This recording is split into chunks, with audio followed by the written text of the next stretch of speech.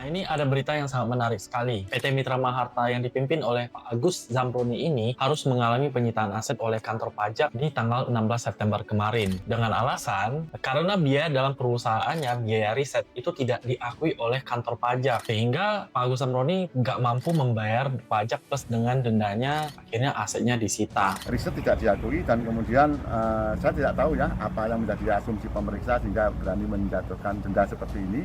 Sehingga kami nggak mampu bayar denda dan akhirnya saya serahkan mesin karya-karya saya kepada negara. Padahal ya, biaya riset dalam perusahaan itu sebenarnya bisa jadi biaya di dalam laporan keuangan perpajakan. Sampai dengan 300% loh. Kalian bisa menemukan peraturan yang mendukung terkait biaya riset perusahaan ini. Yang pertama, itu ada di Peraturan Pemerintah Nomor 45 Tahun 2019 di pasal 29C-nya, kemudian didukung lagi di Peraturan Menteri Keuangan Nomor 153 di tahun 2020, tepatnya di pasal 2. Namun terlihat dari video ini, Pak Agus menyerah dan patuh begitu saja terhadap hasil putusan kantor pajak. Akhirnya beliau pun harus merelakan aset perusahaannya untuk disita. Tapi kenapa? Kok bisa Pak Agus Zamroni ini merelakan penyitaan aset perusahaannya oleh kantor pajak? Menurut saya pribadi, yang pertama itu karena mungkin saja Pak Agus ini tidak lagi ingin memperpanjang masalah yang ada. Kedua, bisa jadi Pak Agus Zamroni ini tidak memiliki tenaga ahli yang berkompeten untuk menyusun laporan keuangan perpajakan yang sesuai dengan peraturan keuangan yang berlaku. Ketiga, tidak ada lagi uang untuk pengacara perpajakan membela terkait biaya riset perusahaan yang tidak diakui oleh